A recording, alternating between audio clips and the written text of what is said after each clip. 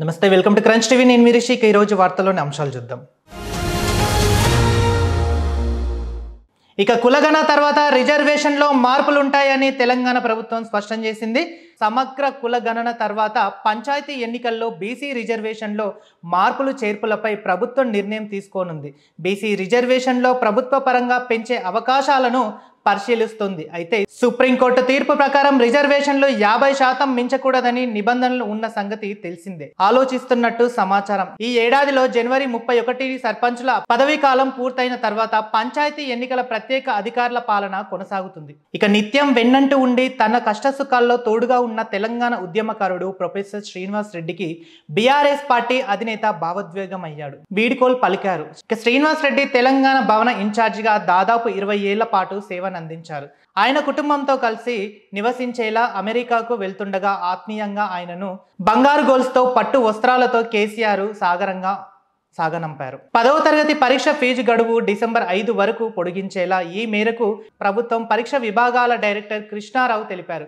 ఎలాంటి ఫైన్ లేకుండా ఫీజు చెల్లించేందుకు నిన్నటితో గడువు ముగిసింది. విద్యార్థులు టీచర్ల నుండి విజ్ఞప్తుల నేపథ్యంలో ఈ నిర్ణయం తీసుకున్నట్టు పేర్కొంది.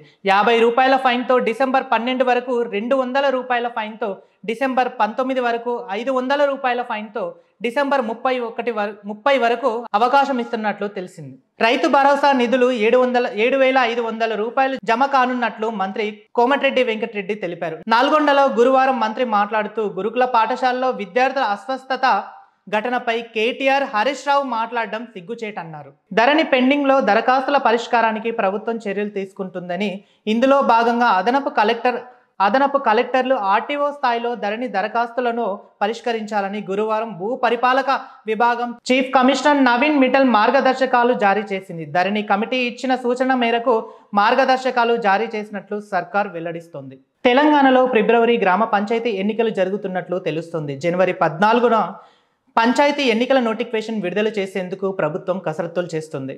ఇక రాష్ట్రంలో 3 విడతల్లో పంచాయతీ ఎన్నికలు నిర్వహించాలని, పంచాయతీ ఎన్నికల్లో 3 పిల్లల నిబంధన ప్రభుత్వం ఎత్తేయనుంది. రిజర్వేషన్ల మార్పుల చేర్పులపై కసరత్తు చేస్తున్న సంగతి తెలిసిందే. ఇక రుణమాఫీ కాని రైతులకు గుడ్ న్యూస్ చెప్పింది తెలంగాణ సర్కార్. తెలంగాణ రాష్ట్ర వ్యాప్తంగా నిర్వహించనున్న విజయోత్సవాల భాగంలో రాష్ట్ర సర్కార్ రైతులకు గుడ్ న్యూస్ చెప్పినట్లు తెలుస్తోంది. ఇప్పటికే 2 లక్షల వరకు 18,000 కోట్ల ప్రభుత్వం రుణమాఫీ చేసిందని, అయితే కొందరి రేషన్ కార్డులు లేకపోవడంతో ఆధార్ బ్యాంకుల ఖాతాలో పేర్లు, నెంబర్లు తప్పుగా ఉండడం వంటి కారణాలతో 3 లక్షలకు పైగా చిలుకు రైతులకు రుణమాఫీ వర్తించలేదని, దీనిపై ఈ నెల 30న పాలమూరులో జరిగే రైతు సభలో సీఎం కీలక నిర్ణయం చేసే అవకాశం ఉందని ప్రభుత్వం భావిస్తుంది. రామ్ గోపాల్ వర్మ కోసం పోలీసులు గాలిస్తుండగా ఆయన మాత్రం పలు ఛానల్లో ఇంటర్వ్యూలు ఇస్తున్నారని, దీనిపై పోలీసులు సీరియస్ అయినట్లు తెలుస్తుంది. ప్రకాశం జిల్లా నుంచి ఆర్జీవీ కోసం వచ్చిన పోలీసులు 5 రోజులుగా హైదరాబాద్లోనే మకం వేశారు. ఇప్పటికీ ఆర్జీవీ హైకోర్టు ముందస్తు బెయిల్ పిటిషన్ నేడు విచారణ కానుంది.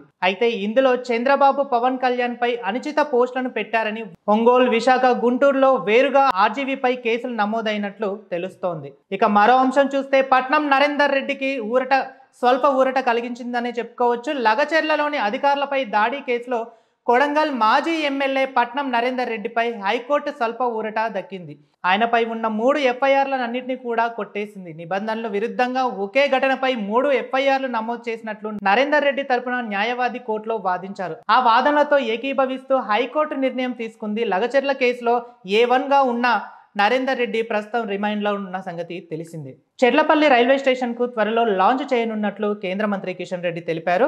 అక్షరాల 428 కోట్లతో అభివృద్ధి చేసే ఈ స్టేషన్లో కొత్త శానిటరీ టెక్నాలజీ, ఆధునిక సౌకర్యాలు అన్ని ప్లాట్ఫామ్లకు కలుగుతుందని, 5 లిఫ్ట్లు, 5 ఎస్కలేటర్లు ఉంటాయని ఆయన తెలిపారు. మొత్తం 19 లైన్లలో 25 రైళ్లు జతలు రాకపోకలు కొనసాగించున్నాయని, దీనివల్ల కాచిగూడ నుండి హైదరాబాద్, సికింద్రాబాద్ స్టేషన్ నుండి రద్దీ తగ్గుతుందని అధికారులు భావిస్తున్నట్లు తెలుస్తోంది.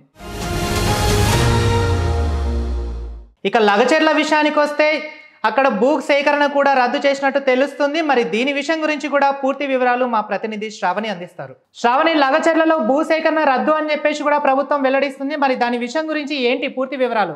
రిషి, అసలు ఇంతకు ముందు అయితే వికారాబాద్ జిల్లా కొడంగల్ నియోజకవర్గంలోని లగచెర్ల, పోలేపల్లి, హకింపేట గ్రామాల్లో ఫార్మా విలేజ్ ఏర్పాటు చేయాలని చెప్పేసి తెలంగాణ సర్కార్ నిర్ణయించడం జరిగింది. అయితే ఈవెన్ భూ సేకరణ కూడా చేశారు. 19 జూలై 2024 రోజున గెజిట్ నోటిఫికేషన్ కూడా విడుదల చేసింది. అయితే ఈ దిశగా అడుగులు చేస్తున్న సమయంలో స్థానికంగా కొంత అంటే అక్కడ కొన్ని పరిస్థితుల నేపథ్యంలో ఏమైంది, రేవంత్ సర్కార్ టోటల్ గా వెనక్కి తగ్గటం జరిగింది. అంటే ఇండస్ట్రియల్ పార్క్ పేరుతో కొత్త గెజిట్ నోటిఫికేషన్ అయితే విడుదల చేసేందుకు సర్కార్ సిద్ధమైంది. దీనిపై అధికారికంగా కూడా ప్రకటన ఇచ్చేశారు. ఈ విధంగా చూసుకుంటే ఈ మధ్య కాలంలో సీఎం రేవంత్ కూడా కీలక ప్రకటన చేశారు ఈ లగిచర్ల మీద. లగిచర్లలో గిరిజనుల ఆందోళనపై కూడా ముఖ్యమంత్రి ఫార్మా కంపెనీ అనేది కాదని, అలాగే ఇండస్ట్రియల్ కారిడార్ అని స్పష్టం చేశారు. నియోజకవర్గంలో యువత మహిళలకు ఉపాధి కల్పించడం అనేదే తన మెయిన్ లక్ష్యం అని చెప్పేసి ఇండస్ట్రియల్ కారిడార్ ని ప్రతిపాదించారు. అలాగే అభివృద్ధికి కూడా చాలా ప్రణాళికలు చేశామని సమగ్రంగా ఆయన దాని గురించి చాలా క్లియర్ గా క్లుప్తంగా కూడా వివరించడం జరిగింది. కొడంగల్లో ఏర్పాటు చేయబోయేది మాత్రం ఫార్మసిటీ కాదు అని చెప్పేసి చాలా క్లియర్ గా ఆయన చెప్పారు. అలాగే కొడంగల్ ఎమ్మెల్యేగా నియోజకవర్గ అభివృద్ధి తన బాధ్యత అని, సొంత నియోజకవర్గ ప్రజలు కూడా మేలు చేయడమే ఆయన లక్ష్యం అని చెప్పేసి ఆయన మాట్లాడడం జరిగింది. ఓకే, మరిన్ని అప్డేట్స్ ఇంకేమైనా ఉన్నాయా? అంటే ఉపాధికి అవకాశాలు పెంచే దిశగా ఇండస్ట్రియల్ కారిడార్ అయితే చేద్దాము అని, అలాగే కాలుష్య రహిత పరిశ్రమ ఏర్పాటు చేద్దామని చెప్పేసి ప్లాన్ చేశారు. దాని గురించి చాలా క్లియర్ గా అయితే రేవంత్ చెప్పడం జరిగింది. అలాగే 2009 నుంచి కొడంగల్ కు ప్రాతినిధ్యం వహిస్తున్నానని చెప్పేసి చాలా స్పష్టంగా ఆయన చెప్పారు. అత్యధికంగా వెనుకబడిన నియోజకవర్గాన్ని అభివృద్ధి చేయడమే తన తపన అని, అలాగే ప్రజలకు మేలు చేయాలన్న తపంతో ఆ తలంపుతోనే వారిని ఇబ్బంది పెట్టకుండా మళ్ళీ ఆయన ఇలా దాన్ని రద్దు చేసినట్టుగా కూడా చాలా క్లియర్ గా చెప్పారు. ఈ భూసేకరణ ప్రక్రియలో కూడా పరిహారం పెంచే విషయంలో కూడా ఆలోచిస్తామన్నారు. ఆ దిశగా సర్కార్ నుంచి కీలక ప్రకటన వస్తుందని కూడా చెప్పారు. గిరిజనుల ఆందోళన నేపథ్యంలో ప్రభుత్వం ఓవరాల్ గా వెనక్కి తగ్గిపోయిందని చెప్పాలి. ఇక భూసేకరణ ప్రక్రియను రద్దు చేస్తున్నామని చాలా క్లియర్ గా చెప్పేశారు. దీని వల్ల లగచర్ల వాసులు అయితే చాలా హ్యాపీగా హర్షం వ్యక్తం చేశారు. రిషి, ఇక తెలంగాణ విషయానికి వస్తే 6 గ్యారంటీలు ఖచ్చితంగా అమలు చేస్తామని సీఎం రేవంత్ రెడ్డి గారు ప్రతి సభలో వ్యక్తం చేస్తున్నారు.